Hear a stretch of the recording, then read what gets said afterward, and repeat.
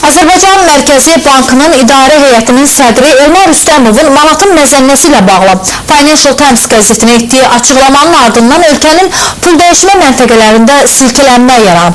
Elmar Rüstəmov qəzetə müsahibəsində demişdi ki, Mərkəzi Bank manatın dollardan asıllığını azaldacaq. Biz hesab edirik ki, daha da çevik məzənnə siyasətinə keçməliyik. Büdcə və pul kredit siyasətinə düzəliş etmək həddindən artıq vacibdir.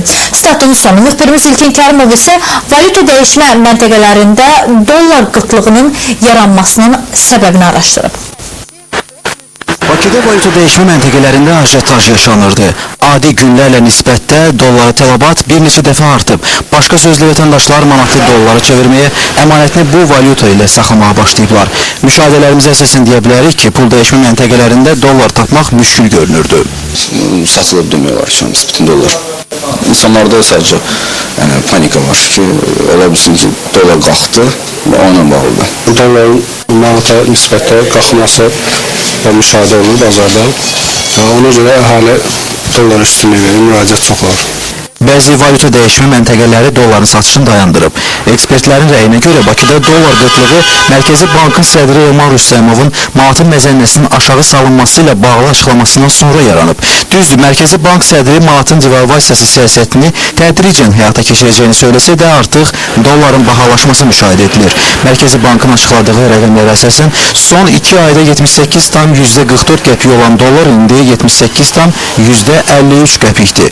Bəzi banklar artıq kreditləri yalnız dollarla verməyə başlayıblar. Milli Məclisin Sosial Siyasət Komitəsinin üzvü millət vəkili Vahid Əhmədovun fikrincə, manatın devalvasiya uğramasının mənfi və müsbət tərəfləri olduğu üçün bunu tədricən həyata keçirmək lazımdır.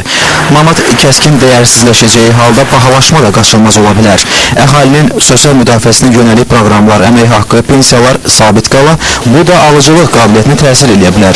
Üstəlik, əhalinin banklarda olan əmanəti dəyərdən düşərsə, əmanətçilər pulunu geri çəkə bilər.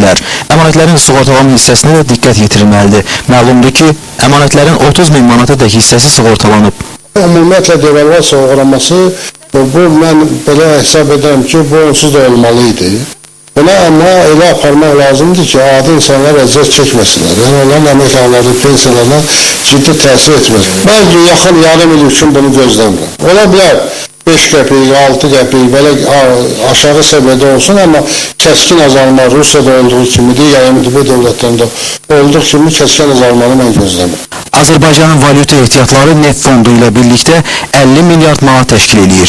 Mərkəzi Bankın valyuta ehtiyatı isə 12 milyard 680 milyon dollardır. Valyuta ehtiyatlarının yarıdan çoxu dollarla, 30% avro, 10-12% funt sterlinqlə, təxminən 2% rus rublu, yerdə qalan isə digər valyutalarla saxlanılır.